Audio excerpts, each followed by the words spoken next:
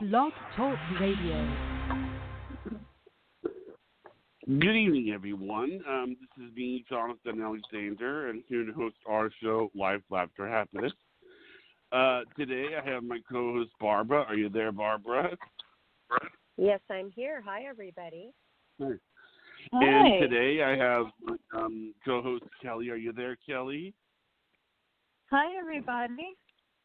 Hi. Now, Kelly, today what we're doing is we're going to do we're going to start a little Overcome Adversity series, and I think this is sort of an idea that you had, and I've always told you and Barbara that I want you to help out and be okay with suggesting guests and approaching people and bringing them on. I wanted you to feel like that's something that you had a say in, and you so I wanted you to have that so being that this is a person that you approached, why don't you introduce this person? Okay. Well, thank you very much. Yeah, thank you, Johnny. Right. This is my friend Christina Carey, and she has specified in her intro from Psalms 139:14, I walk with fire in my soul and boldness in my eyes. I am a survivor of a multitude of injustices. I am a believer, a mother, a grandmother, and a wife. One thing I never was, a mistake. I am a powerful warrior of the Most High and designed for a purpose. I am fearfully and wonderfully made. Plus, I was never a mistake, and neither are you. You were created with purpose. People just wonder why they were born. They have been told through circumstances they were a mistake or accident. They wonder what was their purpose if they were such a mistake. No one is ever a mistake nor accident. My testimony from conception until now is very powerful. I will begin of how I was created and how I shouldn't even be here today, what I am. And with that introduction, I introduce to you my friend Christina Carey, and this is the beginning of her story, the beginning of our Overcoming Adversity series. And she takes you through her walk, and it is a powerful one. Hi, everybody. How are you guys? Great. Hi, Christina. Welcome Great. to the show. Thank you. Thank you for having me. I guess I want to start with from, like I said, I shouldn't be here today, but I am. I'm here by the grace of God. When my mother met my father, they met, and he was married, and he didn't reveal that to her. He told her that they were not together. So with that being said, I was a product of, a affair and a lie. So that still, under those circumstances, you wonder, okay, like, why did you do that? Why did you lie? Just for my mom, and not only for my mom, but for two amazing women that oh my gosh, the wife is absolutely amazing as well, as so was my mother. But how did you do that? But you have to think of it in a different perspective as well. In this point, I feel everyone has a purpose. Yes, it was wrong. And I had written down, like, we all have wrongdoings. We have shackles that we're in. There's substance abuse that people are in. There's all kinds of things that when you're so busy, wrapped up in life, and you're not paying attention to what you're supposed to be paying attention to, being in God's Word, paying attention to what needs to be done within your family, things like that happen. But what happens when the enemy tries to come in and things like this happen? God turns it out for the better, and it can be good. And this is what happens. So I was, not only did that happen, but I was just left with my mom. So I didn't have that father figure when I was a baby so much. And because he was not in the picture. So you're abandoned from your father. And he's not, and we'll discuss that later. This is just the beginning. So then you have this teen mom. She's single. And what do? What does society tell you to do? Especially back then. And even now, they tell you to abort your child because that's what they told her to do. They told her to abort me. And she, her faith was so strong in her heart and in her mind. She focused and had that faith like a mustard seed and was like, I'm not going to do that. God's got this. And that was one of the last things that she told me on her dying days, is God's got this. And I want to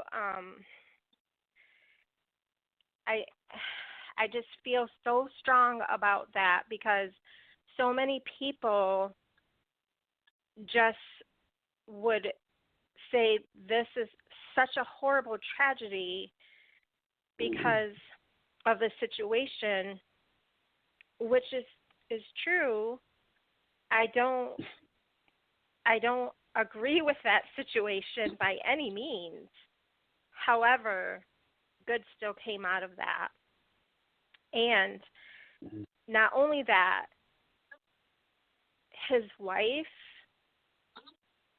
between his wife, my grandma, my great grandma, and my mom, and of course my aunts and uncles, but those main people, my grandma, as God is knitting me in my mom's womb,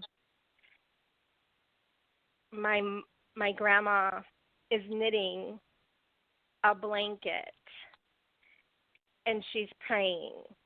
My great grandma is sewing.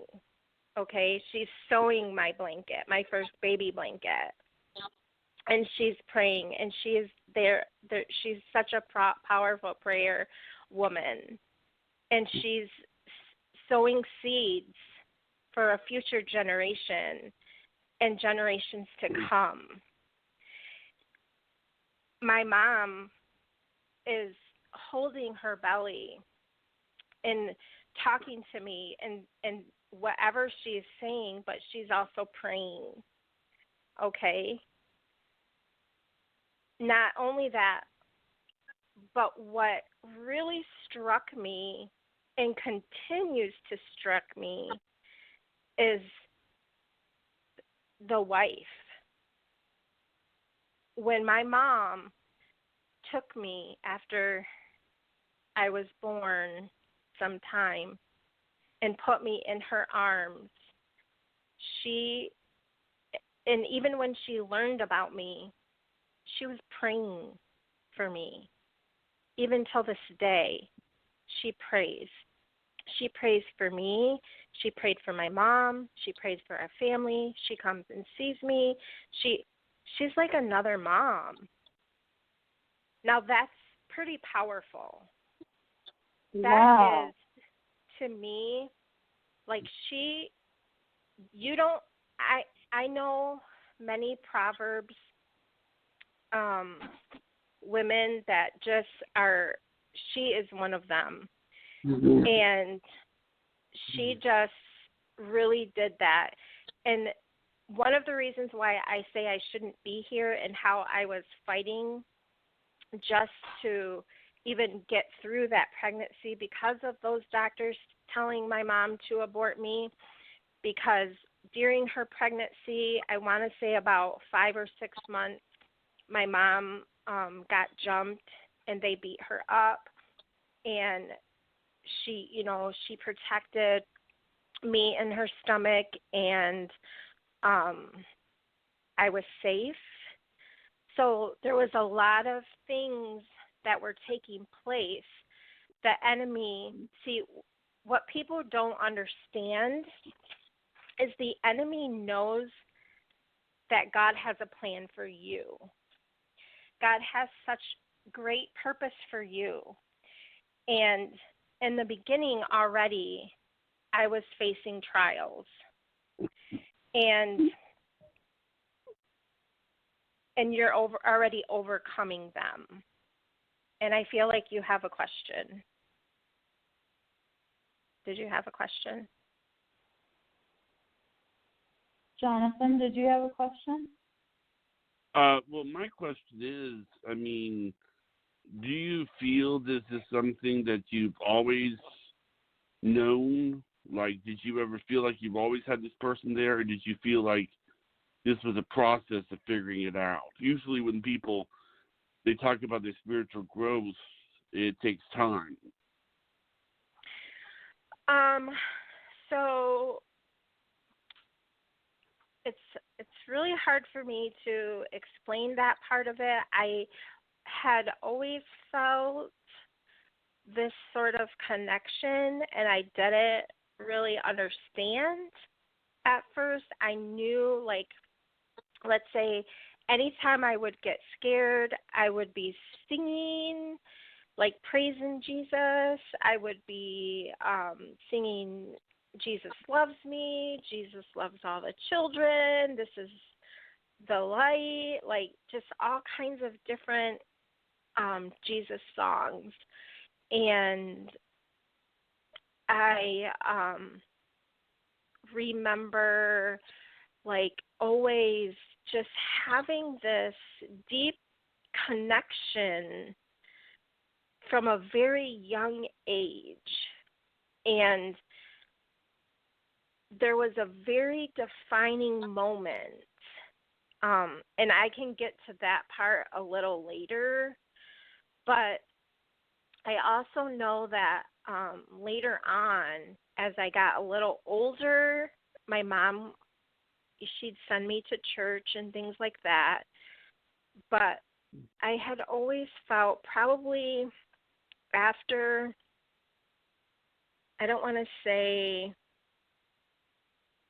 maybe around 5, maybe, I'm not sure what age exactly, but maybe 5 and up, I've always felt that.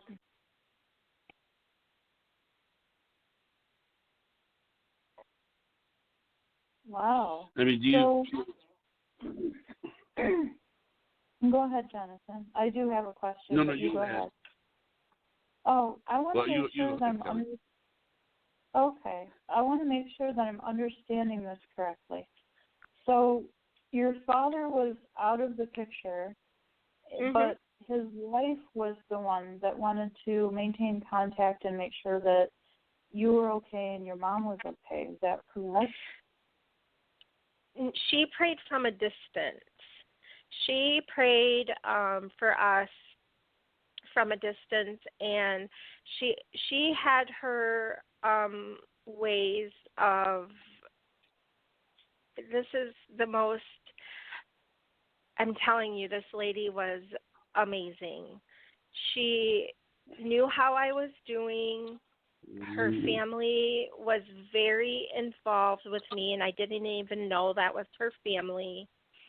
I think my mom did.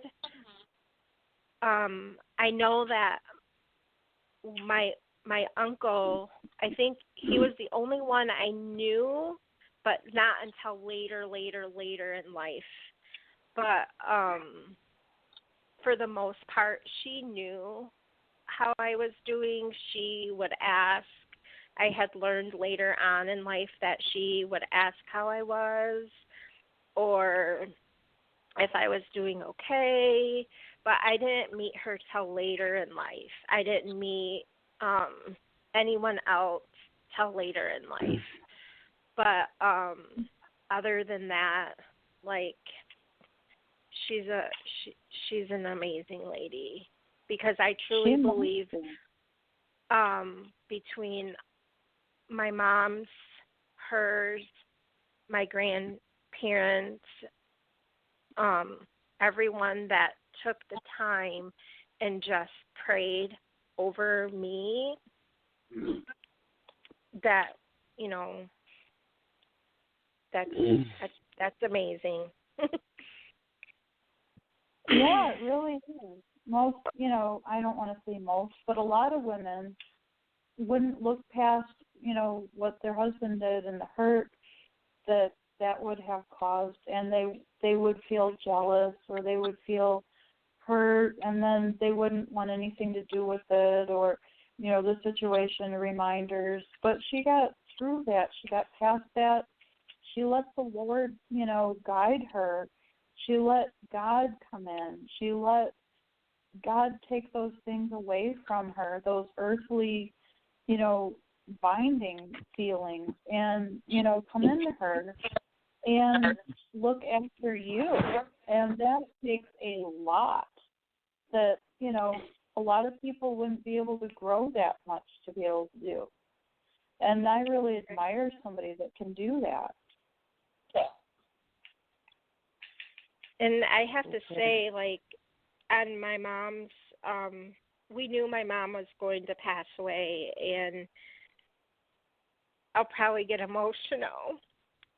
But I'm sorry. Yeah. No, it's actually a beautiful moment, because my mom really wanted to call her. And so we did.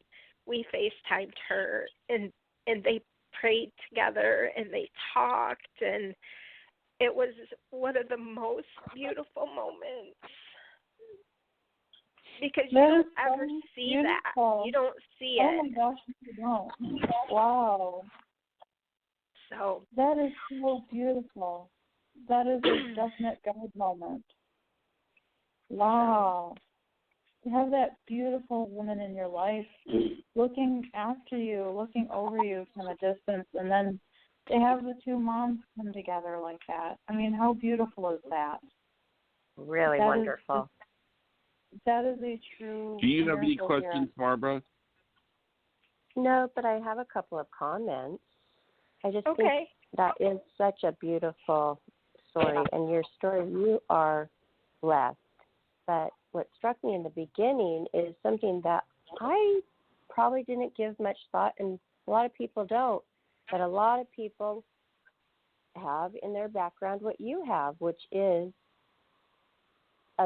being a baby under those circumstances, which you described as lying and deceit. But look what happened.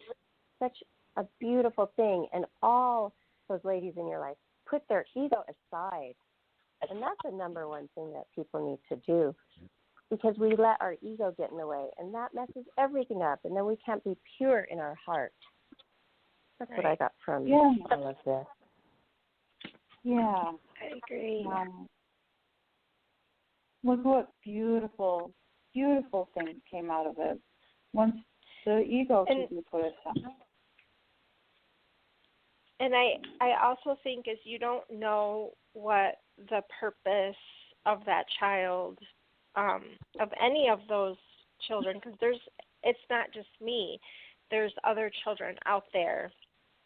And you have to just have that faith. And this is one thing that I was writing of what to remember is the faith that you have needs to be strong. It's changing bloodlines. This is generational because you're changing generations and you need to be passing it down. Like me watching my great-grandma, me watching my grandma or my mom or whatever, we need to be passing those down because if it gets lost, then what?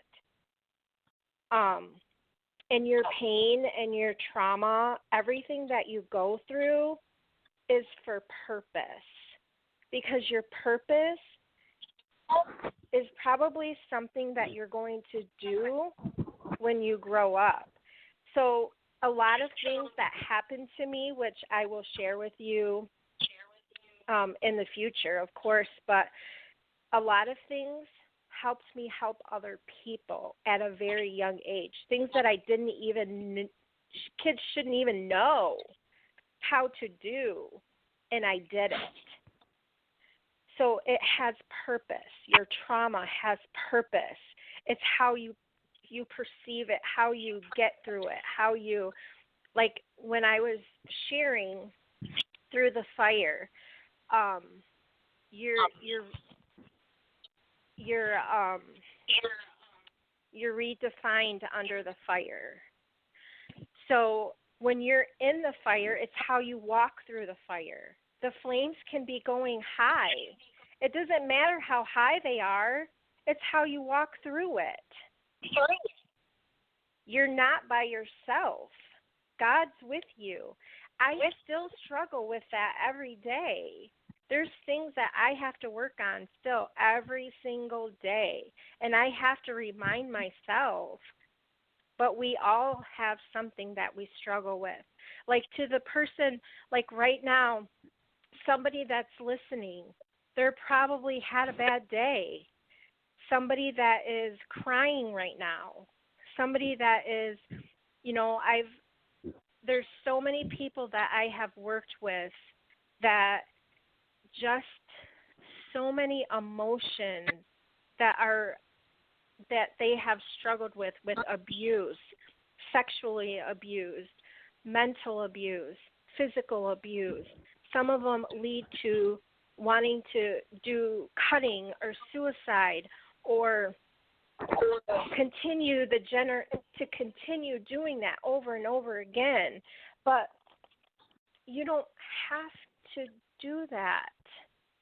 We can stop it, taking time for each other, taking time to listen. If you're going to ask somebody how they're doing, if you're going to ask somebody if they're okay, genuinely mean it. Don't just ask because you are just asking. Ask a stranger how they are. Say hello. Help the homeless. Build people up. Don't knock them down. Your words. These are things that people go through every single day. Even as a small child, even as an infant, it starts at home. It starts at school, home, school, daycare, wherever. Your thoughts. And those are things, they all have purpose. If that happens to you, you don't do it. Go out and change something. I remember being little, going on a bus or a van, and kids were yelling and being mean to the driver. And all I could do was stand up for the driver. Be that person. So you have a purpose. God placed a vision and a purpose. His plan for you and your life, not a man's plan, not a self-serving life, but a life to glorify God, our Savior, Jesus Christ. If God called you to something, then man can't cancel you out of it. So if something is in your heart to do something and you're scared to do it, if you want to start a business, if you want to start something, like, do it. Like, I learned so much just from when I was a little girl.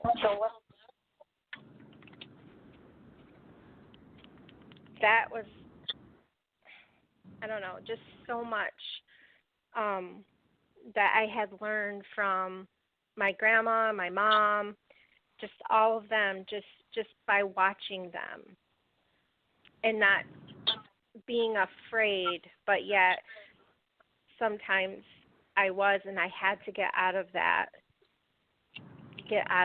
comfort zone and just not be afraid.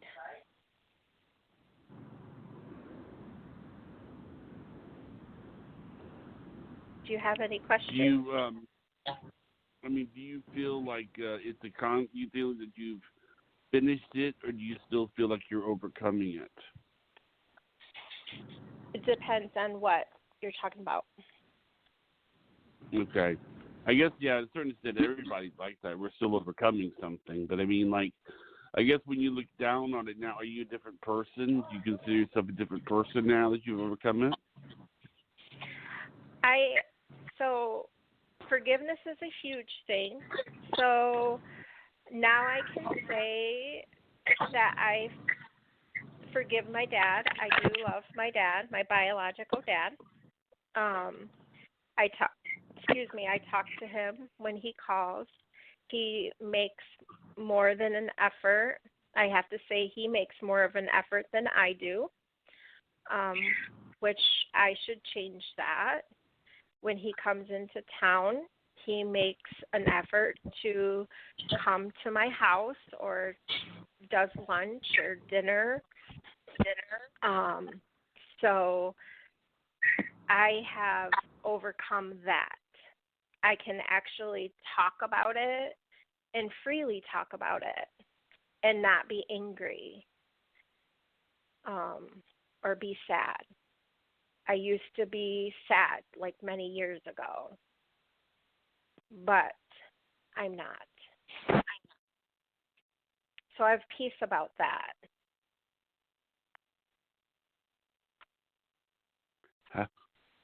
How has everybody else around you been? Like, not necessarily the people that you mentioned, but like, you know, do they notice any difference in you? Like, well, my mom, she's no longer with us, but when she's so funny. She would say, "You're so forgiving," or "You have such a big heart," or, but what was really such a heartwarming thing is that reversed a lot in probably the last year of her life, because she was more about how I am, because we always talked about that kind of thing.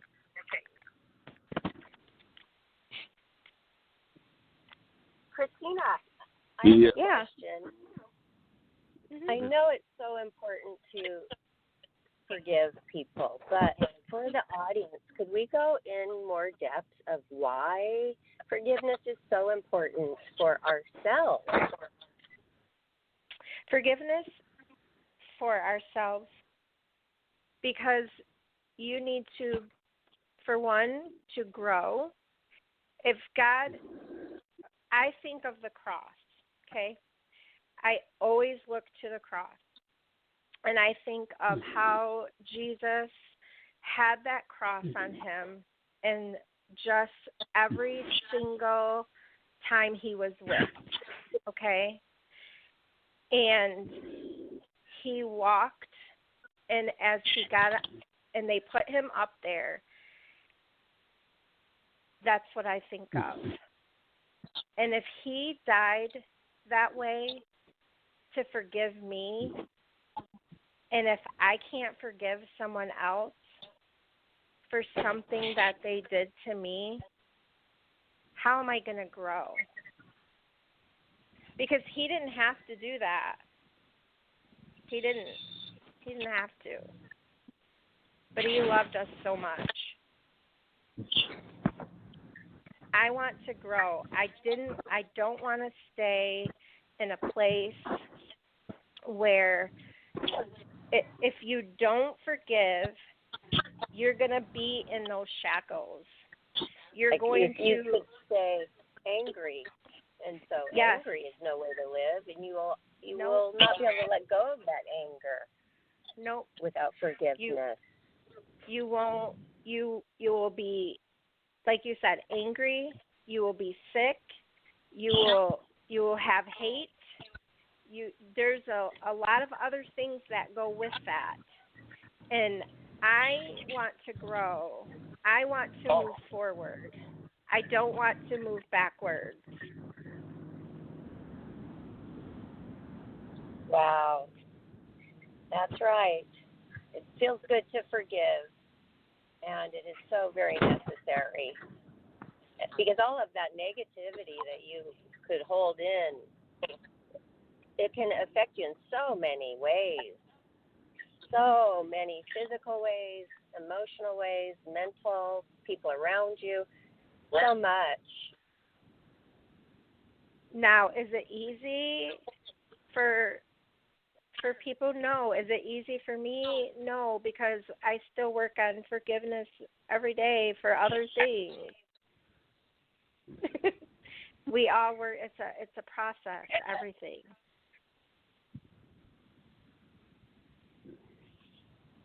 That's right. It takes a strong person, and the people who can do it, you're going to gain a lot of strength in knowing, wow, it wasn't easy, but I did it.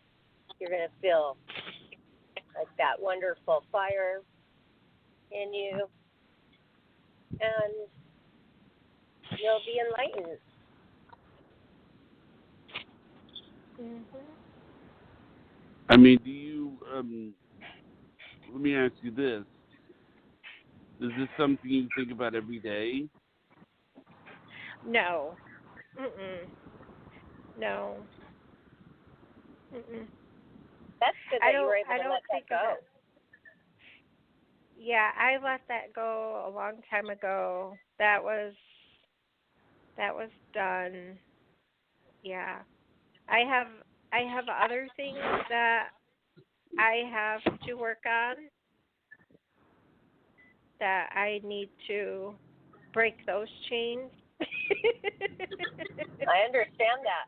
It took me 40 years to get over something that I went through when I was a child. And but when you're 40, you're still pretty young, but still, when you think of 40 years, that's a long time to hold things in. It wasn't just so much that I was not forgiving, it was because I hadn't said what I needed to say to others around me that I felt like I needed to communicate. And once I did that, that was the road to healing right there. Mm-hmm. Yes.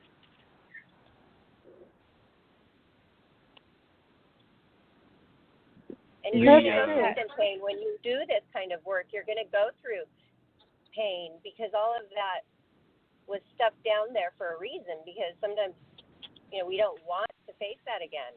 We don't want to look back. We don't want to analyze it because it hurts, painful. We stuff that down. So it's not going to be always easy, and it's going to hurt to get that out and deal with it. but then once you do, you can heal so quickly. Do you agree on that? I do agree with that, but I also agree with the things that we go through. There's that process of you have to get through it, you have to work through it, do what you need to do, but there's also a purpose. Can you hear me okay? Yes. Yes, hear you. Okay. I know that there's someone else out there that is going to help. For instance, being able to share with another person that's going through it or that went through it and they're still struggling. This is how I did it. It might work for you. Maybe they'll have a different way and they'll still be able to use some of what I did to do it.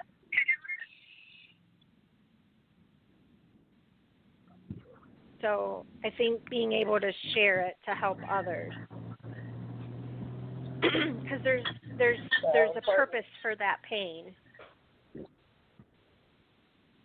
is so true. I can think of many examples of that, to where people, they go through so many years in life and they don't realize, why did that ever happen to me? And then there is that little child right in front of them that is placed at the right time and right place for them to help and to go through something with somebody, or a teenager, or a young person, or an older person. That was their purpose, and they're like, oh, that's why. Oh, my gosh, that is why this has happened. So I could witness to this person or stand by them and help them and support them. So, yeah, I really, really believe that communicating and having a place to talk to about things is so very important. Do you feel like there's enough places for people to go?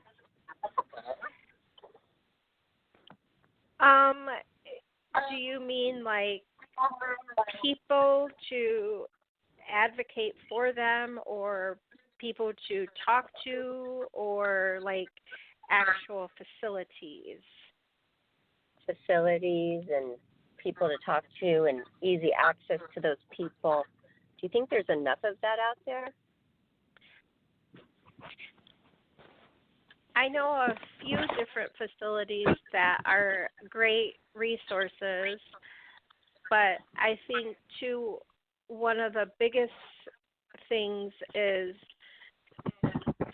for your family and friends to really pay attention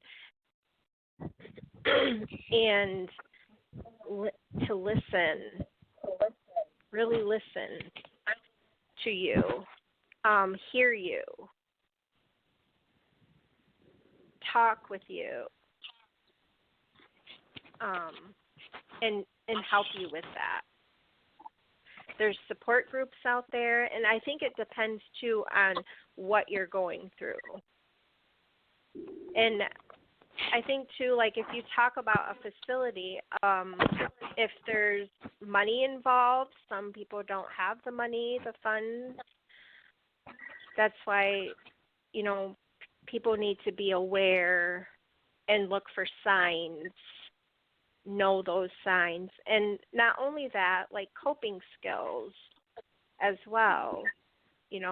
What could you do for self-care? What could you do as a coping mechanism? What are things that you can, do with a friend or a family member, things like that. There's a lot of exercises, too, for children to deal with stress, which was wonderful to learn about. And so I think there are some nice places, and the government has a lot of places you can call. And if not, call us. We'll get you somebody to talk to. Any one of us would be happy to talk to you. So Don't ever feel like you have nobody. As long as you have the Life Laughter Happiness crew here, you've got somebody. And that's good. Thank you. And the other thing, too, is really when you go to approach someone, even loved ones, don't force your kids to hug people. Some kids and some people are very sensitive to touch. And even tapping on the shoulders, things like that. You don't know why. So just some kids and some even adults are that way. So that's just to be mindful. I agree. Yeah, that's true. Mm-hmm. Yeah, that's good that you brought that up. When you talk about another aspect of it too is that they say that has to do with child molestation. I mean, if you tell someone make sure you hug grandma or kiss grandma, that's basically forcing your child to give affection, and that's they say that's not a good thing to do with kids. Right. Yeah. And we hug. I'm a hugger. I hug all the time, and I have to remember that. And I don't always remember that sometimes, but it's true. And there's going to be big groups of people with a lot of family members and different families coming together, and people are not always monitoring everything going on with their children, and it doesn't take long, especially even teenagers with younger kids. It happens all the time. So, touching, hugging, what's going to be next? Wrestling and then locking the door. So we have to address this stuff. This is happening around us so much. So I am glad as well that you brought that up. Yes, I think it's very important. Like I said, we are a huggy family. Well, my kids, they will hug people, but they're not that into hugging everyone. We used to force them to do it, and that's something that we do not do now. They're older now, but we've learned that is not something we're going to that it's just not a good idea. So it's not a good thing. But yeah, I think it's important. But I know that we're talking about so many different types of hurts, and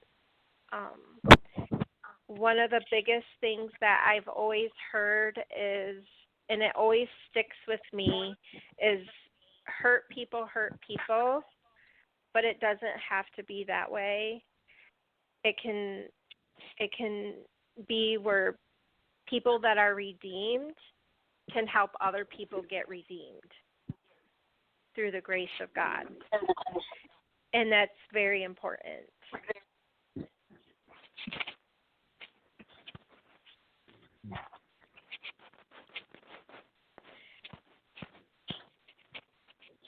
I think that's great. I mean, it helps people feel more at home and like they can talk about it. That they have a place where they can come and be open and be heard. Does that make sense, everyone? Oh, yes.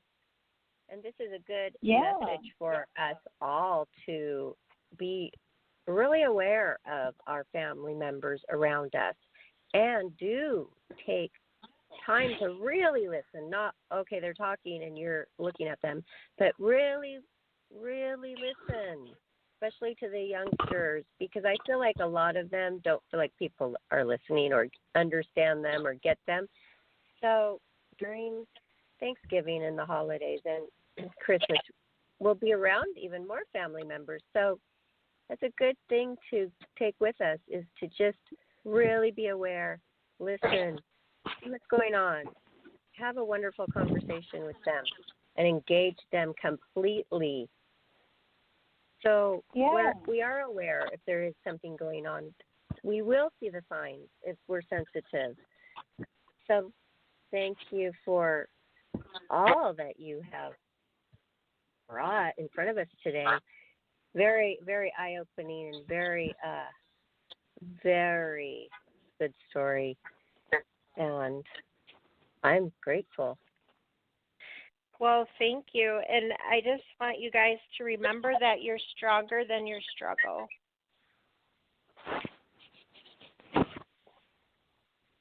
Thank you. Thank you. I like that.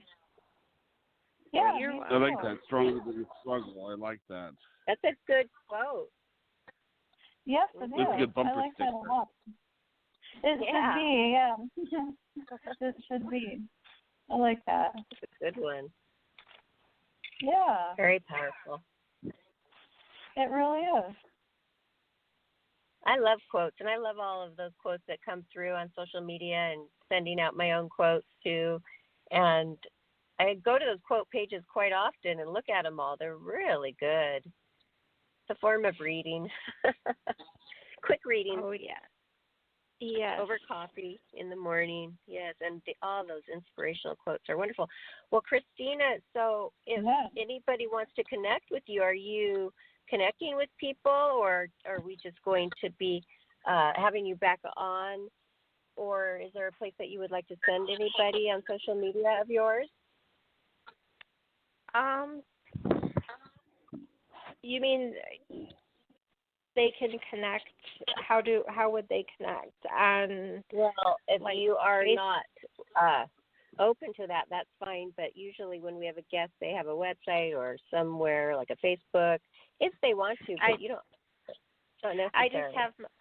I just have my social media. That's all I have. Besides my Instagram, that's my Facebook is fine. If they have questions, they can message me. Would you like us to do a shout out for you on air right now? That's fine.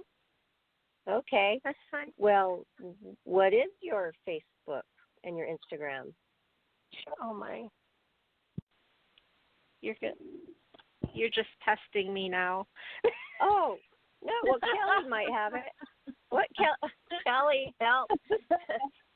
Okay. I'm sorry. I didn't mean to put you on the spot at all. Well, I know like Christina Carey, Carey. Yeah, that's all it is. It's Christina Carey. That's it. Christina Carey. And there's a lot of ways to spell Christina, so did we spell properly? Christina. Okay. Christina Carey on her Instagram and Facebook, everybody. And drop her a line of encouragement. And you deserve a big pat on the back because you really came a long way, and you're doing great, and you have a huge family. You have children and grandchildren. How many grandchildren do you have? We have one. Oh. How sweet. Oh. One beauty pie. Oh, my goodness. She fun for is the holidays. Such a joy. We get to see her a couple of times a year. I just absolutely love her so much. How old is she? 14 months. Oh, wow. How fun. Oh, that's wonderful. She looks just like her mama. Oh. But I have to say, all the glory really goes to God. So I give it all to Him. It's really Him. This is He is the reason why I am here. He's the reason why that I'm speaking to you. I just want Him I just want to be a vessel, it goes to him. That's wonderful. Yeah. And that's another thing that is so important, which I've learned even more being on Life After Happiness, is faith, how important faith is, and to have a strong faith. Oh, my goodness, because that, it just pours out. It's like you have then hope, then you have happiness. It's just a fulfilling, you have no worry when you have faith, because if you have complete faith, you're not worrying. And so, yes, I loved it when you talked about how faithful you were, and really that struck a chord in me, because I've become so much more full of faith, and it's such a better life. Yeah. So now, how long have you guys been doing this? I came in April 3rd, but Johnny's had the show for 12 years, and Kelly's been a little over a year, right, Kelly? Yeah, September. Wow, that's so wonderful. And so you guys get to hear a lot of beautiful stories. Yeah. September 23rd of last year was when Kelly came on. I think what it is that it just happened. I wanted to create a show that would be a community that would be shared by the people that were on it, and that would people that would work on it. I didn't, and I said I was just sort of like, for instance, you know how when you see those shows, they're always named after the host. Mm-hmm. Well, yes. The problem I had with those shows, and not to take anything away from the people that do those shows, I'm just saying that's the way I was sort of feeling with it, is that it distracts people from the guests. And I would watch Oprah, not to take anything away from Oprah, but I noticed that, she would be talking about abused kids, and then she would go to commercial, then you'd see the words Oprah on the screen, and then you found yourself forgetting about who the guests were. And I found myself, one of the things I liked was that I would interview people, and then they would say, gee, one lady was Brenda Bach was her name, and then people would comment on the interview, they would say, who is the guy that was interviewing you? And I realized that I liked that because it meant that people were remembering the guest. Well, it's sort of like, with the Tonight Show, people wanted to go on it because you would be the guest that would be remembered. Nobody was going to really remember Johnny Carson. They were just remembering the guest. And I think the thing is that, so what happened was, but for a long time, I didn't have a way to do the show every day. I had a great idea, but I didn't have a way to do the show every day. So one day, Kelly did my chakras, and, she would always ask, when are we going to do this again? When are we going to do this again? And I said, okay, Wednesday, Thursday. And I was starting up the podcast again. And then I realized, what better place for Kelly to do it than to do it on the air? And so we decided, I invented something called Chakra Days, sort of a takeoff on a spa day, And she started doing chakras, boom, boom, boom. She does it one day, she absolutely loved it. The other day, she loved it. And then I told her that we were going to have a medium on, and then all of a sudden she acted like a kid in a candy store. I mean, this is a really sweet story because I never expected her to like it as much as she did. And I just out of the blue said, and this is my co-host Kelly, and I surprised her completely by doing this. She didn't know I was going to do this. One day I just introduced her as her co-host, and it kind of floored her. Right, Kelly? Yeah, I was like, oh my gosh, what? But I didn't react like it. I did that in my head. And I was like, I wonder if he really meant to say that. I hope so. So she calls me later, And later on that night, and she goes, did you want me to come back tomorrow? And I'm like, well, why is that? And then she says in the cutest voice, she goes, well, you just said you introduced me as your co-host today. And I was just wondering if that meant you want me to come back and do more shows. I mean, I just was wondering, And I could tell that on the other end of the phone, there's this squirming woman who really, really, really didn't want to beg. And I said, okay, look, just if you, I think it was because the night before, this is what it hit me. Like the night before I told her we were going to have a medium on, and Kelly did this. Oh, my God, a medium. Oh, my God, a medium. Oh, my God, and I said to her, okay, first, Kelly. She goes, what? Calm down. Okay? Calm down. Okay? I'll three-way her in. And then I was thinking to her, like, look, she's done so much for the show, and if she's going to enjoy doing this so much, I'll just give her a promotion. So I introduced her as her co-host.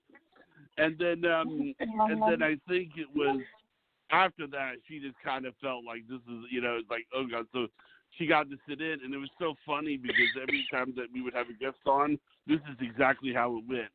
We would have a psychic on, and then I would say, and I did this on purpose because she just loved it. I would say, yes, this person is a medium, and we're just wondering who would be a good guinea pig. Kelly, co-host, go talk to her. This is a lady who is a psychic, and, she has a lot of questions. She reads people, and she does interpretations of what the future is going to be like. Kelly, go talk to her. And I mean, it was like Kelly was always the guinea pig. It's like we joked about eventually we're going to throw Kelly out of a cannon because, Kelly was always the guinea pig. And it's so funny is that, I mean, I joke with Kelly about this, and I'm like, Kelly, I'm just so cruel that I did that to you, And Kelly would be like, yes, you're sadistic. And she loves it, And then a while as time went on, we had, I ran into Barbara. And, I think that I'm not going to go into the details of things that helped Kelly. I helped Kelly out. And I don't want to really go into I mean, if you don't mind, Kelly and Barbara, are you okay with me mentioning what I helped with the show, what I think the show helped you out with, or?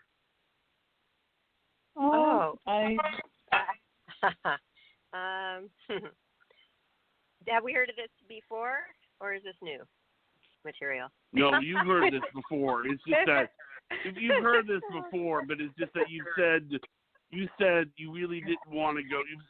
When I brought this up before, you've always said it was sort of old hat. That it wasn't, you understand what I'm saying? Okay. Then if it wasn't embarrassing, go ahead. Well, okay, for example, Barbara had a fall. Okay, Barbara had a fall. Barbara fell down a flight of stairs. And it was a very traumatic experience for her. But now, she talks about it kind of like, I'm over it. But I think the show helped her get over that.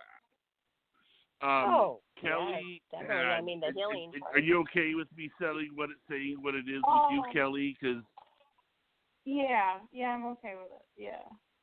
Okay, Kelly had a miscarriage, and it was a very depressing experience for her because she was pregnant. And computers were picking up on the fact that she was pregnant, but they weren't picking up on the fact that she had miscarriages. And it's just, I say these experiences, they can just talk about them now, but at the time, there was a time when it was extremely upsetting for the both of them, these two experiences. It's like, I mean, you got to understand what I'm saying, Christina. I mean, a miscarriage can be very, very upsetting as get a fall down a flight of stairs. Well, and with the computers involved, I would get every single baby thing known to man sent to me in the mail and on my phone after the miscarriage, and it's like, hello, I don't want anything. I think the reason I was hesitant to bring it up because, you had told me, I didn't want to bring up something that without you knowing it's okay to bring it up. It's just, but I didn't. You understand what I'm saying? I mean. Yeah, it was okay that you brought it up, but it was just you left it at the computers didn't know that And I wanted to bridge the gap of what the computers had to do with the miscarriage. The computers had to do with it that I just kept getting the mail, and I kept getting emails, and I kept getting coupons and all this I don't stuff. want to bring up anything I don't want to bring up anything like painful or traumatic for either of you or anything like that. But I mean, it's just because this isn't even a subject that we even discussed. I'm only bringing it up for the sake of the story of that first night. I mean, she was like saying, "Oh my God, my miscarriage! Oh my God, you know." And I said, "Okay, Kelly, what? Calm down, okay? I'll three-way you in tomorrow with the media, okay?" And I couldn't believe it. I mean, if she was that gung ho about talking to the media, it just you need to understand that it's. And I think the first time it was for Barbara, you could tell she got the bug. She was like, "Excuse me, you know, can I talk to this person tomorrow too?" You know? Oh no, gosh. Well, for me, just having you guys want to heal me when I was feeling so alone and so battered up and laid up in bed, and wow, I was like, this is unbelievable. And then I get this question from you, a perfect stranger, who asked if you could heal my chakras. You had a chakra healer. And I thought, somebody wants to help me? Oh my gosh. I mean, it was this love sensation that went through my whole being of, wow, this is so nice. And then I called you back. I said, yes, whatever you got, heal me, please. How'd you hear about my accident? He's like, what accident?